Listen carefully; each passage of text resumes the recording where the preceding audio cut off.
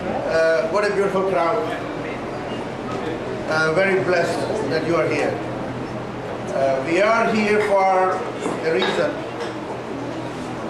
For looking at our party, sometimes I wonder if my Republican fellows and my party has left me behind.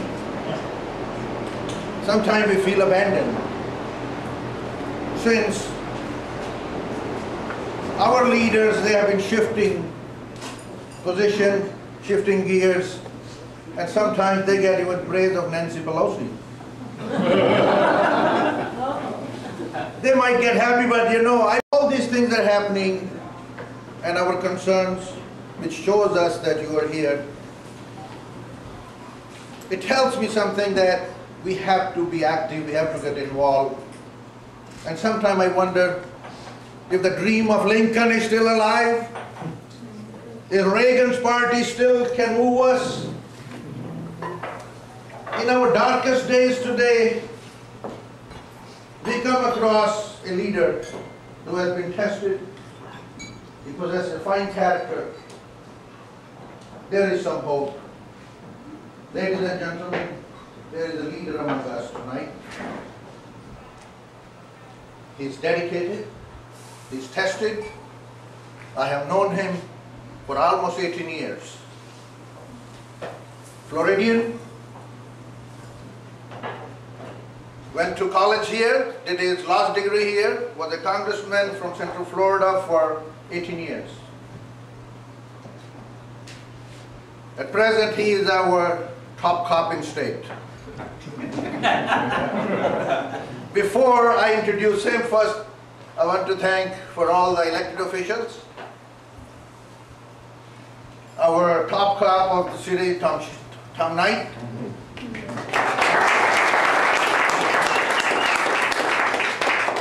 And let's see.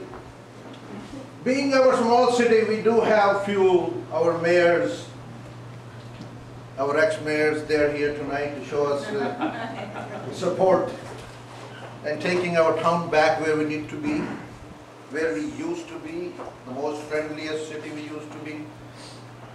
Mayor Fred Hammett.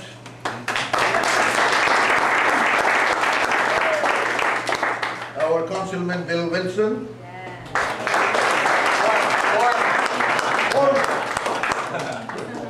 He'll be soon again. Our Councilwoman Vicky Taylor. Yep, right here.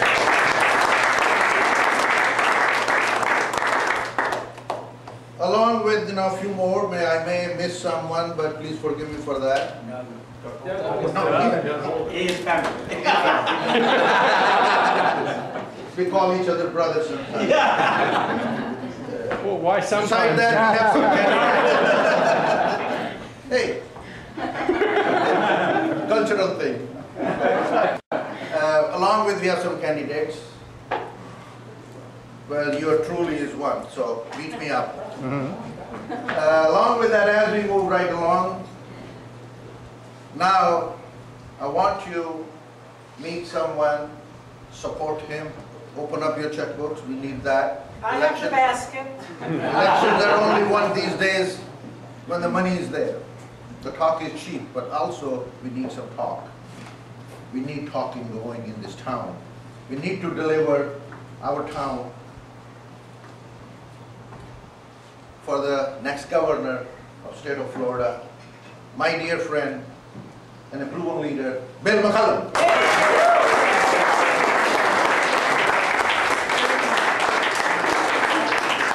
I can't say too many thanks to Harry for opening up his home, for inviting you, and for your coming out tonight.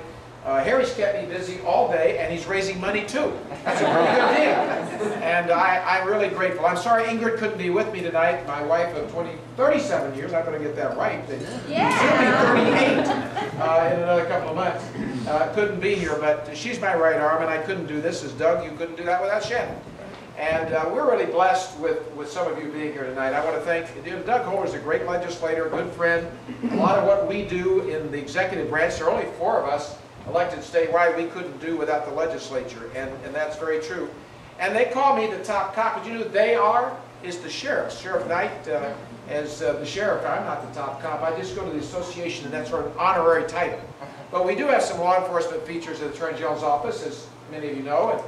And I get to work with law enforcement every day. And I know how important and how dangerous and how dedicated the job that they do over this state happens to be. And I'm very proud of them. I'm proud of the people who work for me. I'm proud of the law enforcement community. I'm proud of all of it. But I want to tell you for a very brief time, because I'm not going to give you a full speech tonight. I've done that to some of you earlier today. I'm not going to do that. I want to tell you about why I'm running for governor. Why so you can go tell other people and hopefully replicate tonight. Not only make your contribution, but help us win this race, as we have to win it this year. And why it's important. Well, first of all, I grew up in the state, as Harry said. We have 3 boys, Ingrid and I do. They're grown now, but we have 2 grandsons. We've got 2 daughter-in-laws. And I care a lot about this state. I have a 94-year-old dad still living and very active and going to his Rotary Club. And I can tell you that Florida is a state like you're looking out there. There's no place like it. And we want to keep it that way, but we also know it's a state of 18 million people. And the mayors who are here, and the city council, the former mayors, Doug, the legislator, the sheriff, I, others in public life, know that that 18 million is going to grow to 20 and 25 and 30. It won't be too long before that happens. And when it does, we have to be prepared. And we're in a very rough patch right now. Our economy's down nationally. Obviously, Florida suffered especially because of the overbuilding that occurred here. And the revenue stream for the cities and the counties and the state is tough, and we have to make tough choices. We run on a balanced budget in Tallahassee, and believe you me, they make me toe the mark, the legislature. But I can tell you that this is a time to retool. It's a time to refresh. As tough as it may be, Florida has an opportunity to do a number of things. There are 3 things, there are actually 6 things that really are fundamentally addressed. I'm only going to spend really any time at all on 3 of the 6, but I'm going to name them all to you. Number 1, we have to get this economy working the right way. We have to grow jobs. We have to grow the economy. We have to find a way to bring more of the right business into our state to give us the revenue stream we need, because we don't need and we don't want new taxes or more taxes. We want to grow the economy and the revenue and build what we have to do the right way. I happen to believe in the free market system.